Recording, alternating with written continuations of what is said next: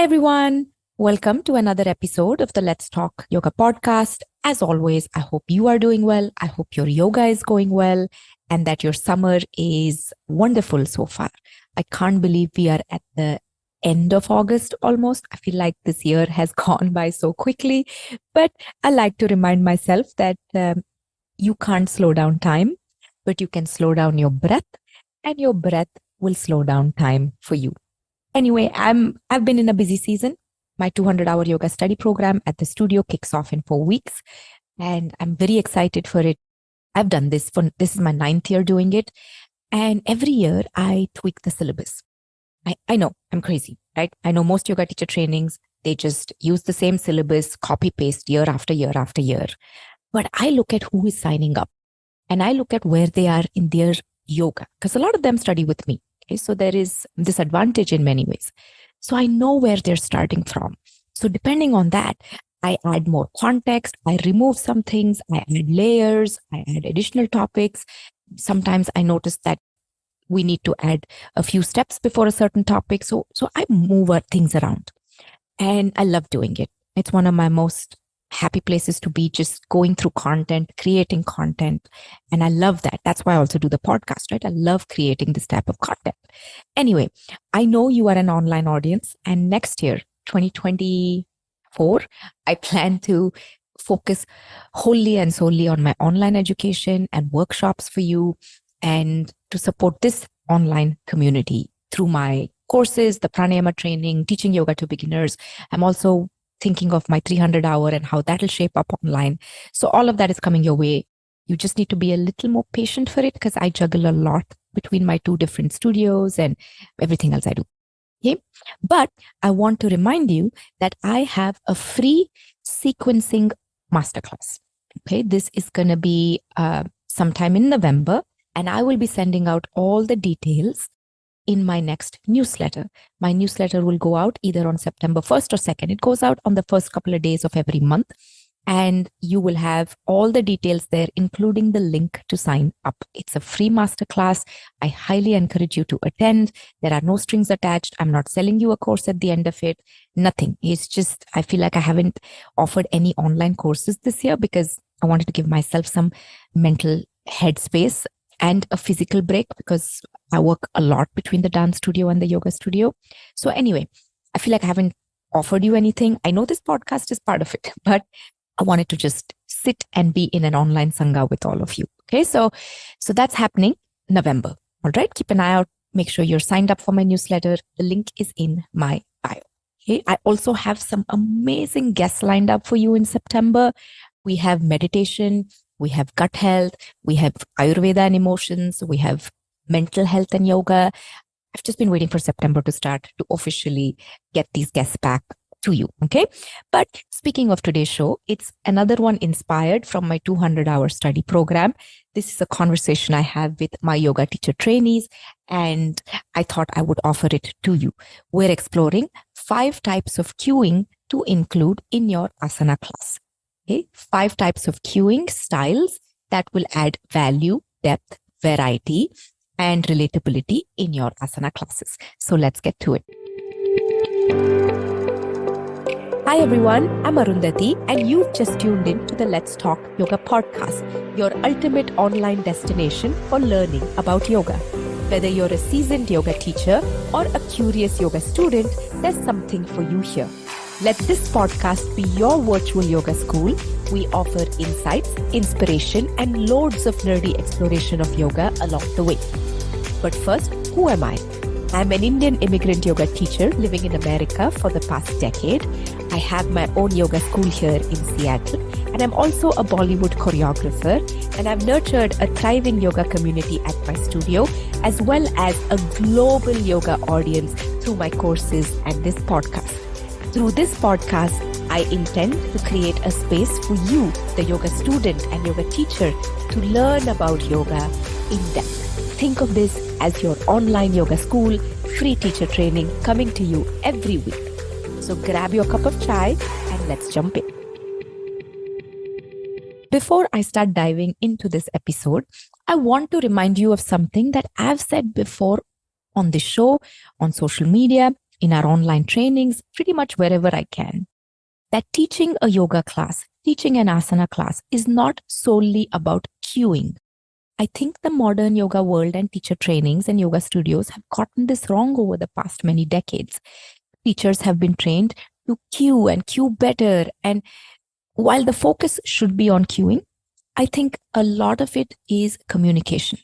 Okay, so I always say we communicate yoga and not just cue about yoga. So I always teach communication of yoga versus cueing yoga classes. There is so much more to a yoga class than just calling out poses, right? I know you agree with me. There is so much context we can add. It's a live conversation between you and the student. You're using your words. The student is using their body, their breath, their movement, their expressions, and so much more. So I'm crafting this episode in the hope that you will recognize that cueing is an important part of your skill set, okay? But it's a part of your skill set. And if you end up in my virtual 300 hours next year, we'll get into this a lot more. We'll look at more examples than what I offer you in this conversation. But just remember, cueing is a part of a yoga class. It's not the only way of instructing, and we are communicating about yoga, and we work on making yoga relatable in our classes. And I want to take you back in time and tell you a little story before I get to the 5 cueing styles. English is not my first language. When I moved to America about 12 and a half years ago at this point, I noticed how yoga classes here were taught differently. The cueing system was very elaborate, at least to me, okay? Where I thought there was a lot more spoon feeding and hand holding, and it was not something I was used to. I'm not saying that is a bad thing. I'm not. Okay? I'm not saying it in a disrespectful way. I'm just telling you what I observed. And I was used to more silence. I was used to a little less talking in classes, and my teachers made our yoga more experiential in many ways, where you had enough time and space and silence to feel your experience. So it was new to me. Okay. And one of my biggest challenges early on was how to fit in, how to communicate this yoga that I spoke very differently, right? And also I come from British English background where, because of our colonization history, and we communicate more formally, and America is so informal. It took me a long time to get used to how informal America is in communication, and it would throw me off. Okay. So even when I started this podcast, one of the goals was to be able to make myself a better communicator, right? To build my confidence up in how I'm communicating about yoga. And that took effort and time, and it's still something I work on. Why am I telling you this? Because wherever you are in your journey, I hope this gives you some inspiration to work on it. Okay. We're not perfect, and there is always work we can do. But if your intentions are solid, I believe there's a very nice way forward. Now, moving away from my immigrant yoga stories, because I have quite a few of those, the day I run out of quality topics for you, I will come and tell you all my funny stories. Okay. But now, before I go get distracted here, coming back to our topic at hand. Okay? My goal in every class is to be as clear as possible, okay, to the student about the moment they are in and what we're expecting to do together. And my intention is to hold their attention, their awareness, to hold it steadily, to hold their bodies and breath in a steady rhythm.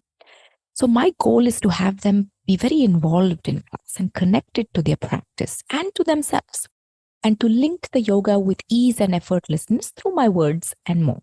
So there are 5 cueing styles that I have developed over the years. Okay. This was not something that was taught to me in a teacher training. This is just something I have noticed I do, and I put them in 5 different buckets. So I'm sharing them with you. They're simple, they're actionable. Make sure to write them down and see if you can incorporate 1, 2, 3, or all 5 into your classes. I self-taught myself this many years ago, and it's still work in progress. Use my list as an inspiration and then make it your own. Okay. So the first one is directional cueing. I'm starting with this because this is the easiest of them all. Okay. Directional cueing is where you orient a student's body to specific directions in the room. For example, the front wall, the back wall, the window wall, the prop wall, towards the floor, towards the ceiling. Okay, front of the mat, the short side of the mat, long side of the mat, back of the mat. Okay, I use these pretty often, especially in standing poses. Make sure you hear that, especially in standing poses and inversions and balances. I use directional cueing in standing poses, in inversions and balances. And I train this early on. Okay. I use it in my beginner classes more often. This is one of the main cueing styles I bring into my beginners class because then it's more straightforward for them. I also use it in my level 1 classes. So directional cueing is oriented to something physical in the room where there's no guessing. Okay. There's no imagination. Everybody knows what is the front wall. Okay. So that's the first one, directional cueing. The second one is action oriented cueing. Okay. I really hope I can explain this well because you and I were not in the same room looking at bodies together. I use this cueing a lot, this action oriented cueing. My intention is to get the student to be alert and attentive and steady and active with intention in class, right? In a pose. This means that I want to add moments where they perform a specific movement, a specific action deliberately. This action that I'm asking them to do is intended to take them deeper, further along, and heighten their attention and awareness of the moment they are in or the pose they are in. In many ways, I'm trying to unlock something in their practice to take them further or deeper. Okay. I also use action-oriented cueing to remove any dullness in the body or the mind and to draw their attention and energy towards me, my words, and the moment we are in. Some of the examples I can give you are they're action verbs, right? Things like lift the arms, reach to the front of the room, okay? Press the foot against the floor, draw the spine upwards, pull the arm away, push the floor. It takes a while for them to get this action going, but I want it to spark something on the inside. Okay. So I call it action oriented cueing. It's the moment they invest a little more in that pose. And I do it very often. Okay. Directional cueing is more for beginners. I use action oriented cueing for beginners as well. But some of my more regular students, I go pretty deep into action oriented cueing. And that's how I take them deeper and deeper into their practice. The third type of cueing that I use is called expansive cueing. Okay? If you've been in my classes, you've heard me use this a lot. Okay? For those of you who don't know, I stream all my asana classes live from our studio every single day. And I know some of you drop in, you come for a while, you practice asana pranayama, and I love it. But it is this expansive cueing to me is a wonderful way of cueing. Okay? And I explain to my students that if we strip everything away from the practice, right, and just look at a pose, at a bare minimum, what are we trying to do? At a bare minimum, I'm trying to help create vertical length and horizontal expansion in their body. Make sure you hear that. Vertical length and horizontal expansion in their body. Okay? That's the bare minimum.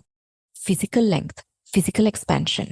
And then as we get deeper into the practice and more consistent with our practice, that becomes expansion of awareness, lengthening of the time in a pose, lengthening the duration of your awareness in a pose, lengthening the breath, expanding the breath. So I always start it with the physical body, then I go to the breath body, and then I bring the mind into the practice. Okay. One of my favorite examples to explain this cueing is Trikonasana, triangle pose. Okay. Once we've set everything up, the physical body has been set up, I remind them that the intention is to expand this triangle, to grow this triangle, and that they can do that by stretching everything away from the center of the body. Now, what is the center of the body? The navel is the center of the body.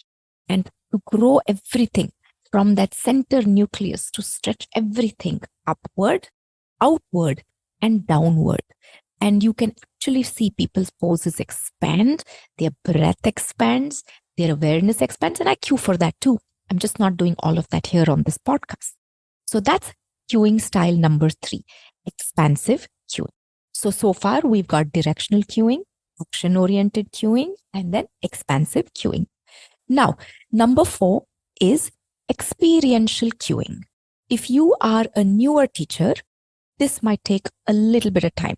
So start with the others first and incorporate this in your own practice to understand it better. This is where you share the experience of what it means to be in a pose.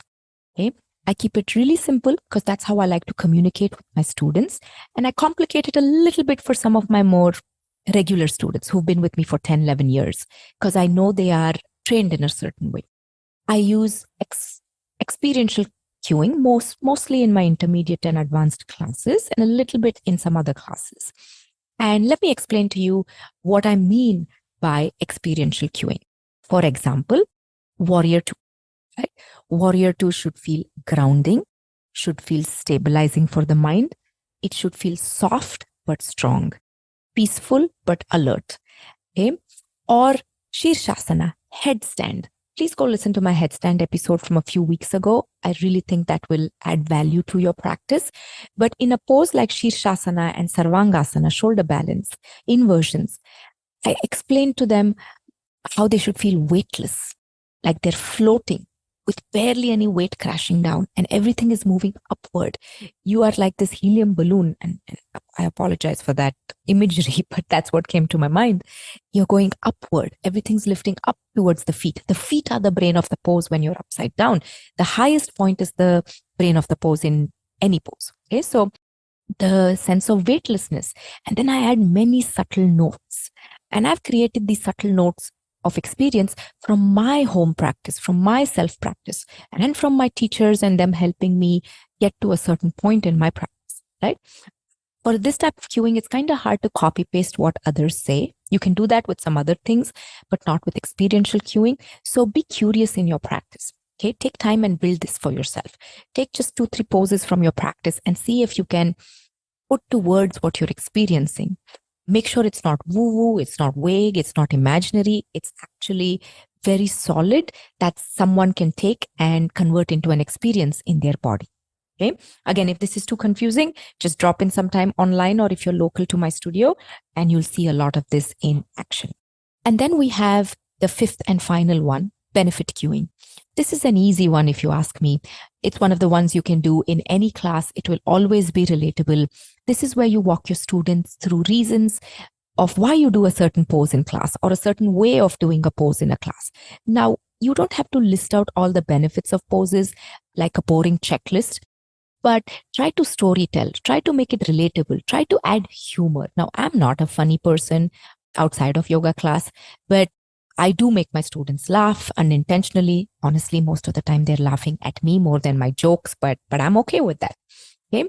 And one of my favorite words to use to explain this is you have to make your classes engaging. Pause on that for a moment. You have to make your classes engaging. When you have piqued your students' curiosity and you have engaged them, then they will come back for more. And that when you engage them, the exchange is much richer. Okay. So and let me give you a couple of benefit cueing examples here. Now, let's take downward facing dog. Okay. Adho Mukha Svanasana, because we all know it. We all do it in some capacity. And it stretches the back body, right? And it's also a great transition poses in a vinyasa class. But I don't tell them that. They know that's obvious, right? I, in fact, like to tell them some of the more unknown benefits of poses. Okay. So let's take down dog again. Now, down dog is while it stretches your hamstrings and makes you strong in your shoulders and stabilizes you, all of that. There are more special reasons why down dog is so sought after in yoga classes. It is one of the best poses for mental fatigue. Did you know that? Down dog is one of the best poses you can do for mental fatigue because it's a mild to moderate inversion. The head is below the heart repeatedly, and then you do down dog several times over, and it's very, very quietening and rejuvenating and replenishing. So you actually feel fresher after a few down dogs. The second reason why we like to do down dog is it's very grounding. Most of my classes are in the evening and people are coming from a heavy work day and they've been in their head and in their senses. Their eyes and ears have been engaged and they've not really been able to ground. So we take those hands in down dog and we ground them deeply into our mat. And we draw that grounding from the earth into our body. And that helps anchor their attention and awareness. And the third reason why I like to offer down dog a lot in my classes is because it corrects improper respiration. In fact, did you know all inversions correct respiration? Okay. And anytime you are upside down and you come out of it, notice your breath will be different. It is effortless. It is enhanced. It is better than what it was before you went upside down. So for so many reasons, right? And the fact that down dog is humbling, it's introverting, it's quietening, we do them over and over and over again. So while yes, it stretches your body, it's actually working on your mind and your brain. And I used to have a shirt that I used to wear and sell in the studio. I don't have them anymore, but it was a down dog a day keeps the doctor away. We ripped it off from an apple a day keeps the doctor away. I don't think anybody says this anymore, but I still have that shirt that says a down dog a day keeps the doctor away. Anyways, that's another example of a terrible joke of mine. But those are my 5 cueing styles. These are 5 types of cueing that I bring into class on repeat. Okay? For me, over the years, it's become effortless. I don't intentionally have a formula or a structure of I'm going to use 3 types of experiential cueing, 5 types of directional cueing. I don't plan it like that, but I do notice that some poses, if you are moving towards something, it's good to have directional cueing. If the pose needs you to expand and grow and lengthen, like standing poses, I use experiential cueing. I use action-oriented cueing in a lot of back bends. So give this some thought. Okay, your 5 types of cueing, okay, a quick recap are directional cueing, action-oriented cueing, expansive cueing, experiential cueing, and benefit cueing. And try and sprinkle these across your classes. They will help to make your classes engaging, dynamic, thoughtful, and just fun to be in. Okay? And you will feel so rewarded at the end of this. So I really hope that this little conversation about cueing and communication in your classes has been beneficial. The one thing I want to tell you is don't overthink it. Okay? Don't overthink it. Let it be authentic to you. And if you need to see these in action, come to my classes. Okay? Those are accessible online if you are not local, and come to the masterclass that I will offer in November. That's not got to do with cueing, but come to that. So yeah, I hope this was helpful. As always, if you enjoy these episodes, please remember these are free resources. It costs us time, money, effort to put these out for you. So please rate on Spotify, review us on Apple Podcasts, leave comments on our YouTube playlist, download these episodes, help us get to that 1 million download mark, and most importantly, get on my newsletter so you and I can meet in our Zoom room in November for that free sequencing masterclass. Until then, I will see you next week. Enjoy your week. Enjoy your yoga. Bye-bye.